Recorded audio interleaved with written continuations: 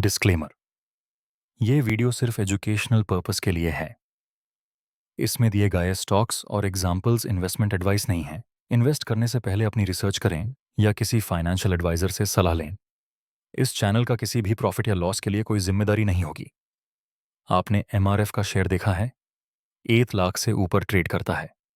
और दूसरी तरफ आपने पेनी स्टॉक्स देखे होंगे, 5-10 के। नेचुरली हुमेन लगता है 10 वाला सस्ता है, पर हो सकता है 1 लाख वाला एमआरएफ एक्चुअली ज्यादा सस्ता हो। प्राइस अक्सर धोखा देता है और इसी कंफ्यूजन को क्लियर करता है एक सिंपल सा कॉन्सेप्ट, पीई रेशियो। आज इस वीडियो के बाद जब भी आप किसी स्टॉक का पीई देखेंगे, आप सिर्फ नंबर नहीं देखेंगे, आप मार्केट की सोच समझ पाएंगे। सबसे पहले पीई रेशियो का मतलब समझते हैं, बिना फॉर्मूला रटे। सोचिए आप एक छोटी दुकान खरीदना चाहते हो। दुकान हर साल 1 लाख का प्रॉफिट कमा रही है। ओनर कहता है, मैं ये दुकान 10 लाख में बेचूंगा। आप तुरंत दिमाग लगाते हो, मैं 10 साल का भाग था, 10 साल का प्रॉफिट एक साथ दे रहा हूं। बस यही है पीई रेशियो। स्टॉक मार्केट में भी हम यही करते हैं। प्रॉफिट के मुकाबले में प्राइस चेक करते हैं। अब इसको स्टॉक मार्केट में लाते हैं। मान लो आप हिंदुस्तान यूनिलीवर एल को देख रहे हो। शेयर प्राइस लगभग 2 से 500 के आसपास, और कंपनी हर शेयर पर रफली RS 125 कमा रही है। इसका मतलब क्या हुआ? आप RS 200-500 दे रहे हो, RS 3 साल का प्रॉफिट लेने के लिए, यानी आप RS 1 कमाई के लिए RS 20 दे रहे हो। इसको बोलते हैं पी रेशियो 20। सिंपल लैंग्वेज में मार्केट कह रही है ए होगी बी गुई स्टेबल है, ट्रस्टेड है, फ्यूचर प्रिडिक्टेबल है। अब यहां एक बहुत इंपॉर्टेंट सवाल आता है, क्या पीई पीस महंगा है या सस्ता? जवाब है डिपेंड्स। और यहीं पर ज्यादा लोग गलती करते हैं। चलिए दो रियल कंपनीज कंपेयर करते हैं। एक तरफ एचुअल जैसी एफएमसीजी कंपनी है, रोज के प्रोडक्ट्स, स्टेडी डिमांड, प्रॉफिट हर साल 10% की स्पीड से बढ़ता है। मार्केट उससे 20 देने को रेडी होती है। दूसरी तरफ बजाज फाइनेंस जैसी कंपनी है, प्रॉफिट अभी भी स्ट्रांग है, लेकिन ग्रोथ 30-35% के आसपास रही है। इसलिए मार्केट बोलती है मैं इसके लिए पी 40-5 सभी दे सकता हूं। अब आप बताओ कौन सी कंपनी महंगी है? अगर सिर्फ नंबर देखो तो बजाज फाइनेंस महंगी लगती है, लेकिन अगर ग्रोथ देखो तो ये फ्यूचर के लिए इन्वेस्टमेंट हो सकती है। यानी याद रखो, हाई पीई गलत नहीं होता जब ग्रोथ हाई हो। अब आते हैं एक डेंजरस ट्रैप पर, लो पीई ट्रैप। सोचिए येस बैंक का फेज, जब स्टॉक का पीई सिंगल डिजिट में था। लोग बोल रहे थे, अरे सस्ता मिल रहा है, खरीद लो। लेकिन ध्यान से देखो, प्रॉफिट गिर रहा था, ट्रस्ट टूट चुका था, बैलेंस शीट प्रेशर में थी।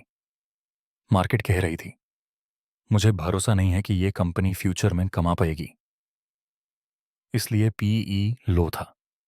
याद रखो, लो पीई का मतलब अपॉर्चुनिटी नहीं, कभी कभी वार्निंग होता है। अब एक पॉजिटिव एग्जाम्पल देखते हैं। सोचिए टाइटन या ट्रेंड जैसे स्टॉक्स। एक टाइम पर इनका पीई 50-16 के आसपास था।